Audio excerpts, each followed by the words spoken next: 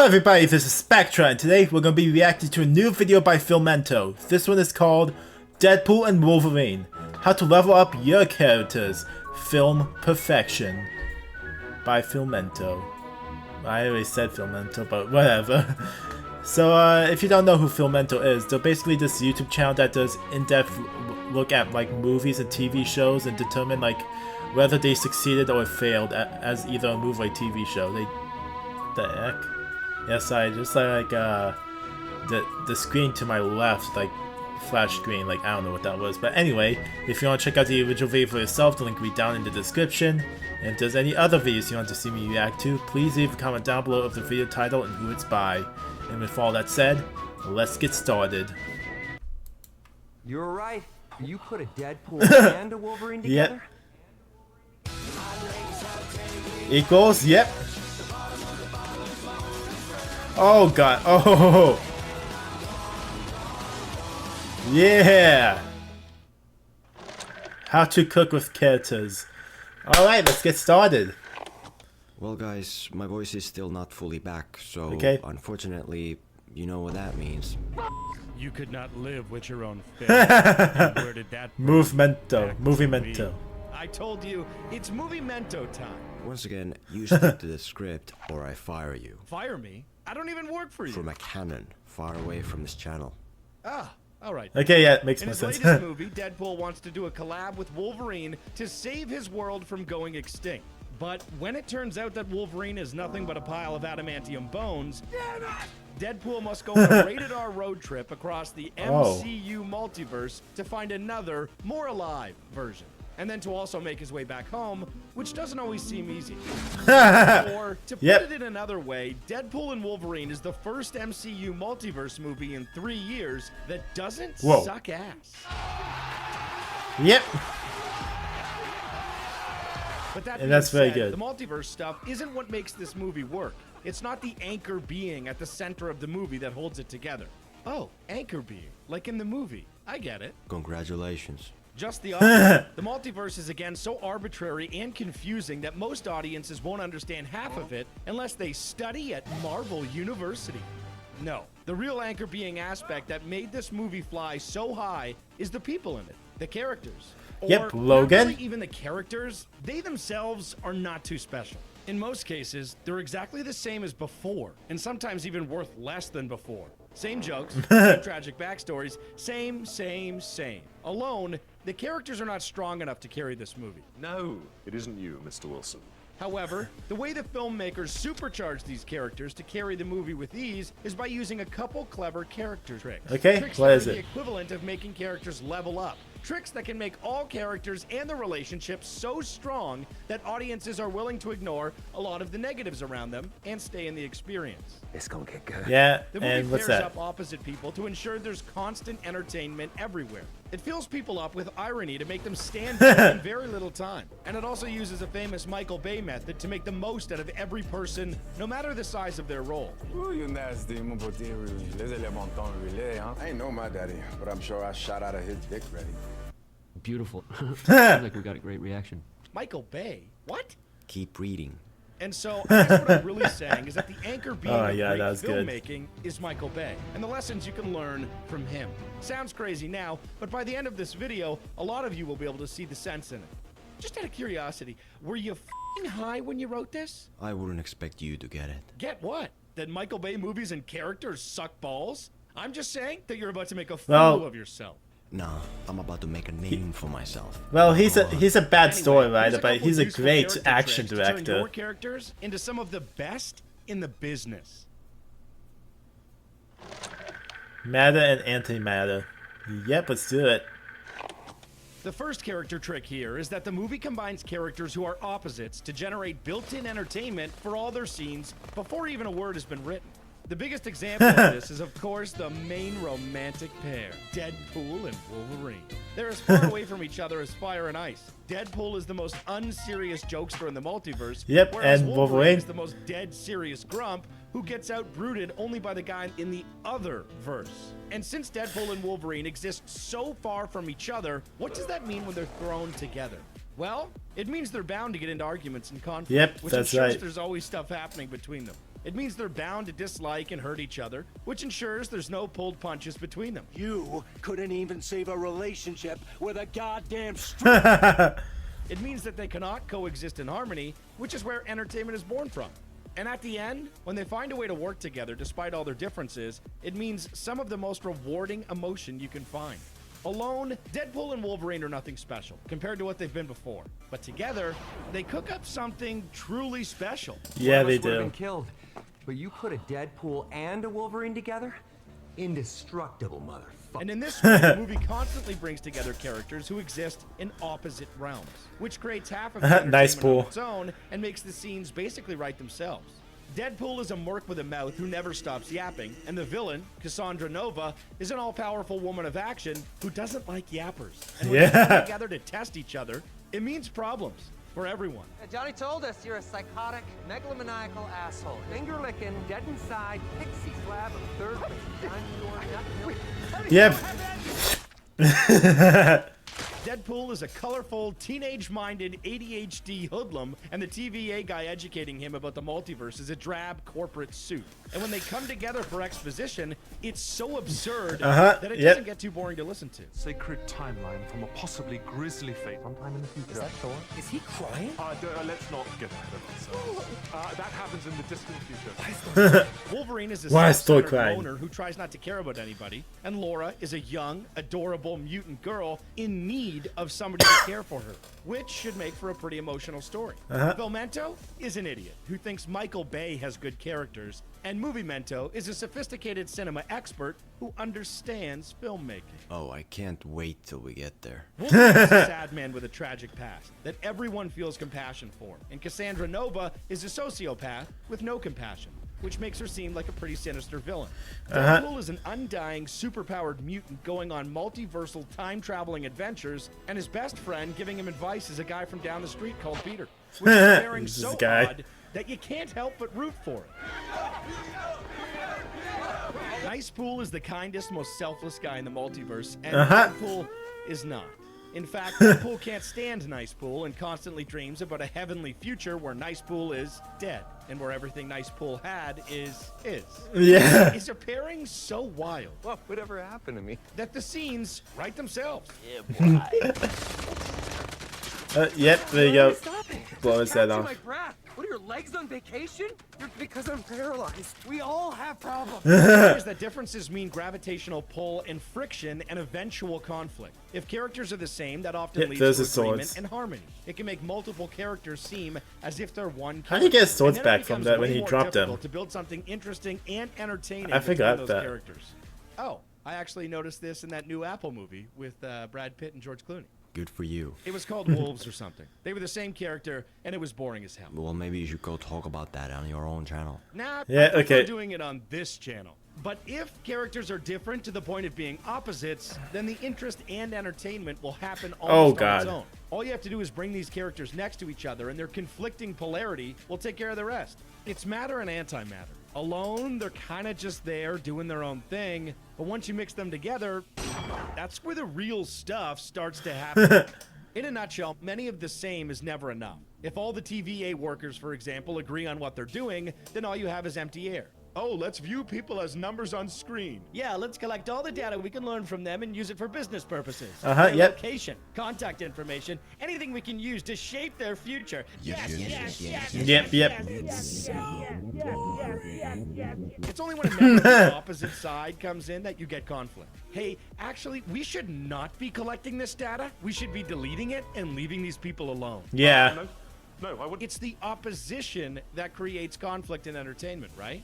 And what's best about this kind of character conflict is that it's realistic. In the real world, your sensitive data is being collected by apps and websites and then sold to third parties who use it to profile you for ads and spam and scams and sometimes even identity theft. Is it about to be a sponsor? Wait a second. And the opposite side, seeking to stop that, is Incognito.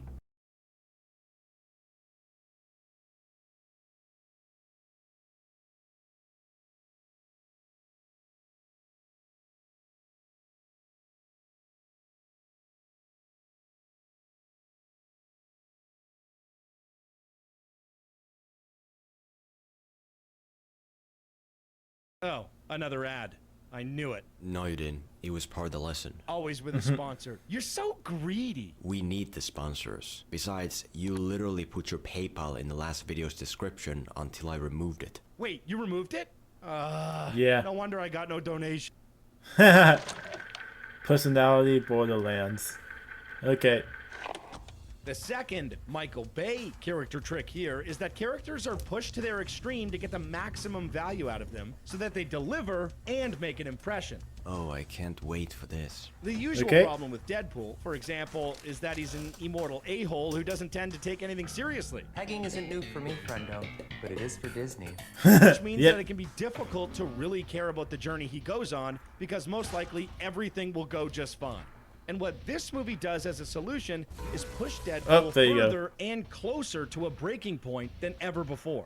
His whole world consists of a few people around him, and now all of them are in danger of being deleted, which would leave him with nothing. And so, to stop that, he has to do some pretty crazy stuff. He digs up Wolverine's decaying corpse and uses it as a hand-to-hand weapon. He comes across a villain so menacing that he loses his wit, at least for a moment. I want to go home. He sacrifices himself in the face of certain doom in a very genuinely heartbreaking way. For the first time ever, I actually felt intimidated for Deadpool and whether he will make it through the obstacles ahead. In any other movie, a villain with this level of unlimited power would have gotten dumb. But for Deadpool, it was just extreme enough to work. Just enough for the audience to wish that, for a moment, Deadpool would know to shut up. Maybe shut up now. Yeah, shut up. Johnny told us you're a psychotic. And it's this extreme mentality that you can find in all corners of the movie. Oh my God, I all love this. characters are pushed to the borders of their own existence. Both heroes have a healing factor, which allows their fights to be the craziest you've seen. The kind that would give nightmares to other domestic conflicts. Yeah. Whether it means them impaling each other in the desert, or mauling each other in the multiverse, or making a mess of your mom's Honda Odyssey. The fights deliver. Wolverine is a has-been drunk that has gone through a journey so tragic that he's become the worst Wolverine of them all. It's not a very fresh idea, but it's still extreme enough to latch onto and get invested in. After losing everyone, it feels powerful to see Wolverine get a second chance and finally a happy ending with someone. His journey delivers. There's a montage where Deadpool it's going to Calvin, and it's full of images nobody expected to see. Images like Wolverine crucified on a hill of skulls, and a Wolverine variant who's under 6 feet tall, and even a sight more rare than Bigfoot, the Cavalry. The legends are true. Yeah, the None of these images are essential to the story, yet their extreme nature makes them work and be enjoyable nonetheless. And I can guarantee that somewhere on Twitter there's a post with these images that has over 100,000 likes. Montage delivers. Like, yes, when the heroes fight an army of Deadpool variants, there's so much going on that you can't process half of it. Not to mention that the fight makes no difference anyway. Here we go again. But because it is so insane, because you get to see Deadpool and Wolverine annihilate 100 Deadpools at once, you just can't help but marvel at it. It delivers and makes an impression. Okay, but what does any of this have to do with Michael Bay? Keep going. In fact, most characters here are extreme enough to deliver and make an impression. Some because they have incredible sadness and power. Others because they have an incredible aura with the ladies. Others because of their incredibly gruesome fate. Others because of their incredibly shameless lack of self-awareness. My men. My friends. He has risen, baby girl. And others just their secret obsession with hot superhero bodies. Extreme enough to stay with you.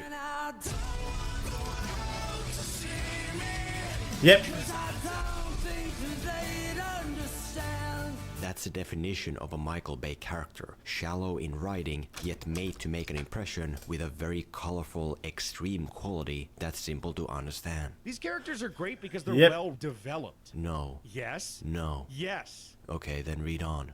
A great metaphor for this point is that the movie literally sends its characters to the edge of the universe. A borderland of existence where one must be ready to do anything to survive. A land where you should send your characters as well, metaphorically speaking. A land where, I'm a little tired. One character makes a bigger impression than all others. Gambit! And why is that? Well, The name's Remy Labo. Diable Blanc. Mon beauté, les éléments de temps là. The playing cards, make him go boom. And we don't be knowing that lady ain't coming on. I ain't know my daddy, but I'm sure I shot out of his dick. He ran them buttery nuts all up in my mama, and I shot out there, and I said, Yep. how long I've been waiting for this. Ooh, I'm about to make a name for myself here. So sorry, Yep. beautiful. I want this to be gentle. Who is your dialect coach? The Minions? And as a character, there's nothing. There's no story, no journey, no background, nothing. I mean, his power is throwing cards. Who the hell cares? Millions of people, it turns out. And the only reason why is that he's the most extreme character in the movie. A man with the craziest accented dialogue and symbols. Yeah. You know what? That was enough. Just extreme enough to make the character deliver. Okay, maybe, but this has nothing to do with Michael Bay. Michael Bay sucks. Have you seen those honest trailer videos about his movies? They're so embarrassing for him. You know what? Just for you, I'll cover the first Transformers movie in the next video. Then we'll see. The next Transformers movie? Okay. I can't wait for that. The third character trick here is that characters and their actions are built on irony to make them stand out in little time, just by Yep. being what they are. Starting with Deadpool again, his whole presence is about being ironic. He gets into situations and then he acts in ways that one is not supposed to act. He finds Wolverine's dead corpse while TVA enforcers come for him, and what does he do? He lifts the corpse from the grave and starts dismantling it to use it as a weapon, one bone at a time. Yep. And if that wasn't enough, it's also accompanied by a gleeful Justin Timberlake dance song. I never take no more, so ain't no why. The scene itself is a very basic Yep. superhero fight against Yep, nameless best intro henchmen ever. with cool CGI credits and not much more. Nothing as inventive as the one in the first movie, which told a story. But what makes it stand out nonetheless is its contradicting presence. Gruesome, disturbing images, including the desecration of Logan's corpse, mixed together with a lighthearted tone. I know what you're wondering. How are we going to do this without dishonoring Logan's memory? Yep. And I'll tell you how.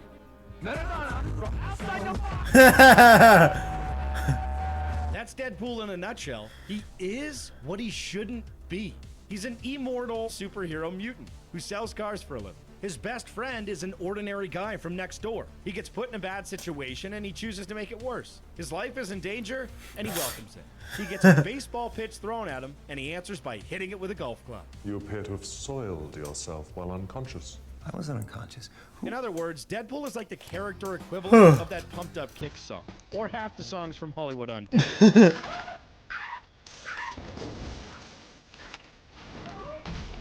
It's the contradictory nature of his existence this is good. that makes him stand out.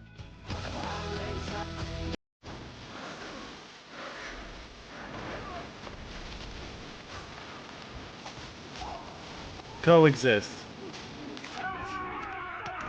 And the movie applies the same ironic mentality to most of the characters and their actions to make them stand out, no matter Peggy. how limited their time. When Nicepool always acts so cordial, you notice him because Deadpool is not supposed to be cordial. Why are you so nice? On top of which, Yeah. since he is so nice, you expect him to get niceness in return because that's how it works, right?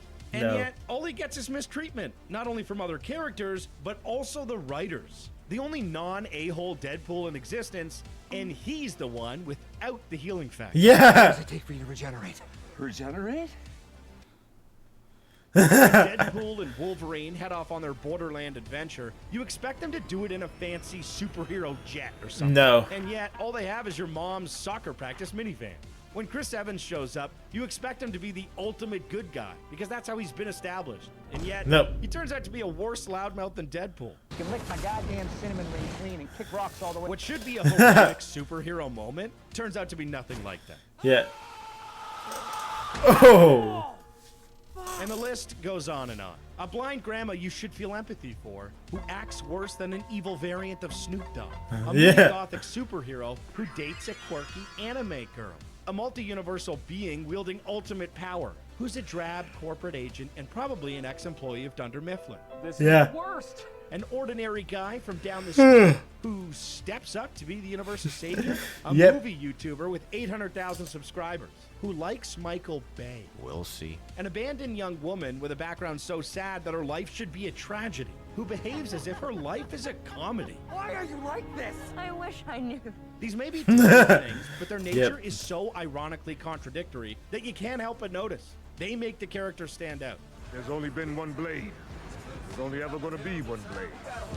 That's Yeah. what this movie is as a whole. An R-rated, $200 million Deadpool MCU multiverse movie full of dead and forgotten characters, which by all logic shouldn't exist. And yet, there it is. It exists. That's why audiences want to see it, and everyone in it.